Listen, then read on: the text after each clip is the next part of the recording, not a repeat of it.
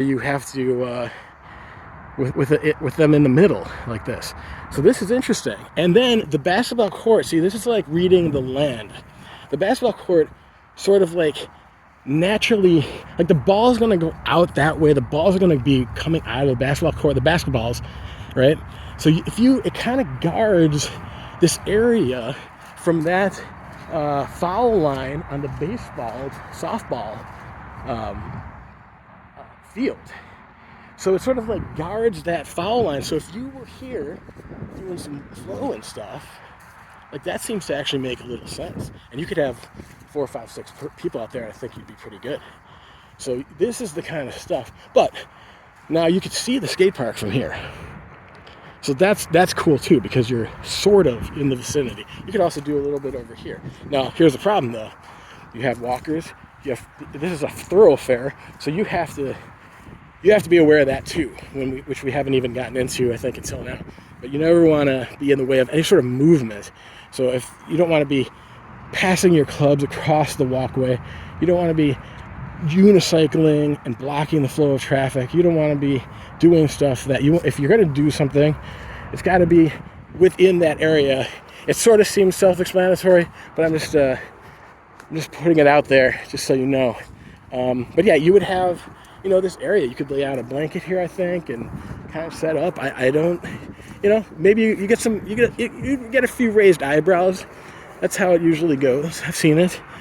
That patch right there for 1 or 2 jugglers, of course, but you've got to, and you'll find this stuff out. Like, this is the kind of stuff where, and I'll just go, so here's the skate park again. Here's our little patch here. Here's the basketball court. That's off to the area. This is probably looking like northwest towards, if you go all the way northwest and you get to like Bellingham, Washington, like all the way Washington State. So you can think like northwest is Bellingham, Washington. When you're in the center of the country, it depends where you are, where northwest points. But like if you're in Canada, it could be southwest. But yeah, so I'm gonna you got the skate park, you got the pole, the foul line for the softball field, you got the little patch here, which is nice, maybe 5, 6 jugglers, skill toys out here, basketball court with the basketballs opposite each other, a nice little patch here. Here's a patch which there's probably better stuff than this, so you probably are going to not be using like this stuff as a place to skill. And it does say right here, Community Park West. We kind of missed that. So that is the designation, and matches up with the sign for the skate park. And either a skunk went off, or I'm smelling someone's something else. So, yeah. So and then this is also a place for like maybe 3 or 4. So it depends where you want to set up. And I think that's basically it for this place. As far as like being near the skate park, because that's really our first. So that's interesting, is that the train came in pretty hot, and then stopped. I think it's the same train. Stopped, and now it's backing up. But that's a train thing. All right. Yeah, so that is the Glenview, near the Glenview skate park. I just call it Glenview Skate Park. I guess some people call it Park West Skate Park of Glenview. I don't know if there's other skate parks in Glenview.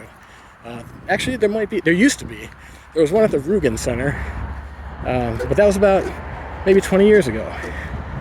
And, this is interesting. We didn't see this before. Attention, this park is equipped with a lighting detection system. If sirens sound a continuous tone and strobe lights flashing, take shelter to ensure that safety. So That's that lightning we were talking about. Strobe light remains flashing during lightning detection. So if they're detecting a lightning in the area. When siren sounds and an intermittent tone strobe light is off, it is safe to return. Weather conditions can change. The system is not absolute protection from lightning. Please use common sense. Glenview Park District.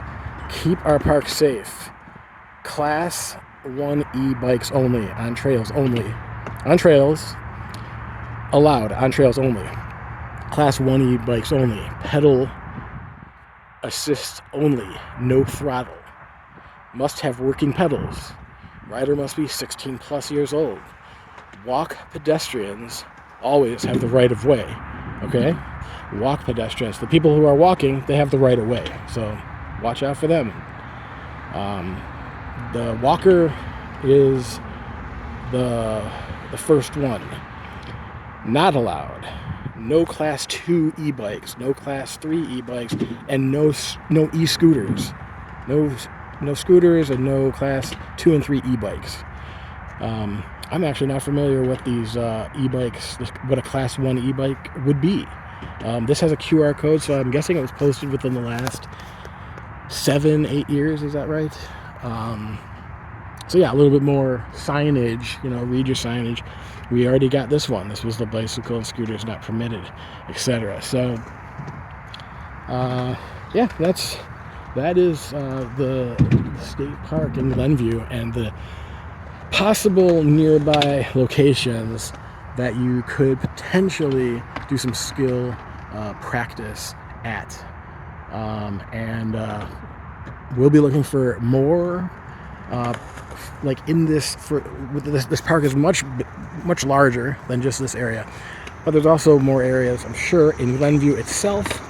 And then I think as we move along, we will eventually be talking about how to get our local to work with the city boards, the city councils, etc., to finding these spaces, if not creating our own spaces. It could be, I think maybe it'll take 20 years, but so in maybe before 2050, there could be designated skill spaces.